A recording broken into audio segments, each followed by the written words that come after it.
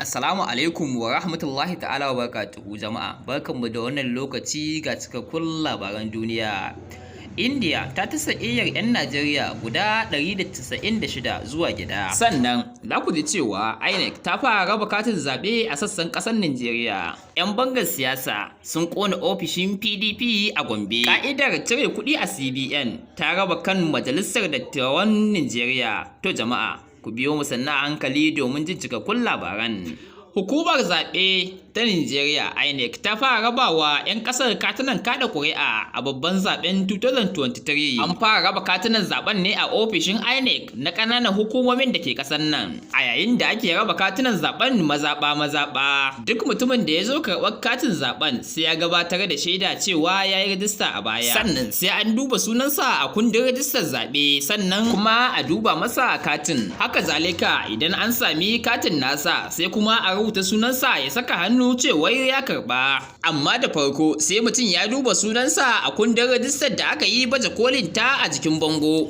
Waɗanda ba su ga sunayensu ba akan ba su takarda su cike, sannan a buƙaci su dawo daga baya don karɓar katin su. Za a shafe tsawon kwanaki ana wannan aiki na raba katunan zaɓe na ƙaramar hukuma kafin a dawo katunan mazaɓa. A nan kuma kan Majalisar Dattawan Najeriya ne ya rabu biyu kan buƙatar sabbin ƙa'idoji da babban bankin ƙasa wato CBN ya fitar na ƙayyade cire kuɗi. Hakan ya faru ne yayin gabatar da taron kwamitin da ke lura da sha'anin banki na Majalisar Dattijai kan sabbin tsare-tsaren da ƙa'idojin CBN ɗin. Wasu membobin majalisar sun nuna goyon bayan tsarin CBN ɗin, yayin da wasu kuma suka nuna ƙin amincewa da sabbin ƙa'idojin cire kuɗaɗen. Shugaban kwamitin Sanata Obasani ne ya gabatar da rahoton a zaman da majalisar ta yi a ranar Laraba. 'Yan majalisar sun shafe tsawon sa'o'i suna tafka muhawara akan batun. Sanata Obasani ne ya gabatar da rahoton mai cike da rudani, wanda kuma 'yan majalisar suka yi ta jayayya a kai. A ƙarshe dai an buƙaci da a bayar da lokaci domin sake nazari akan shawarar da majalisar ta bayar. Ƙasar Indiya ta tasa ƙeyar 'yan Najeriya kusan 200 waɗanda suka haɗa maza da mata da ƙananan yara zuwa gida, sakamakon rashin gamsuwarsu da yanayin zama da su a ƙasar Indiyan. A maraicen Juma'a ne hukumomin Nijeriya suka karɓi waɗannan mutanen a Abuja, babban birnin tarayya na ƙasar nan, waɗanda hukumar bayar da agajin gaggawa ta ƙasar wato NEMA ta yi ɗawainiyar kwaso su daga Indiyar. Bashir Idris Garba, babban jami'i na kai ɗauki na hukumar ta NEMA, ya yi wa BBC ƙarin bayani.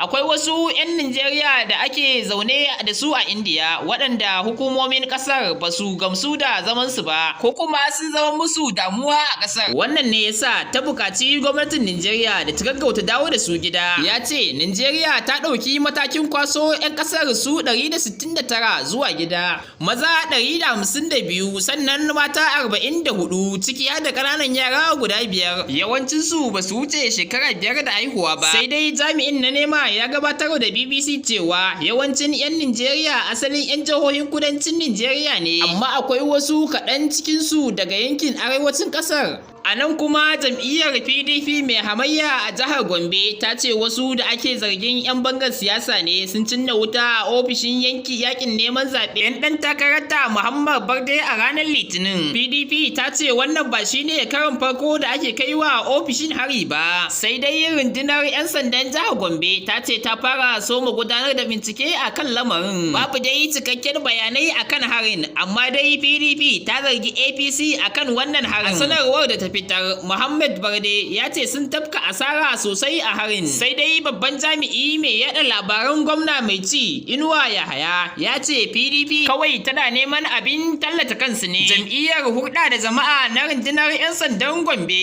ESP Mahit Ma'azu Abubakar ya ce sun kaddamar da bincike kan lamarin. To jama'a, a nan muka kawo ƙarshen labaran, sai anjima.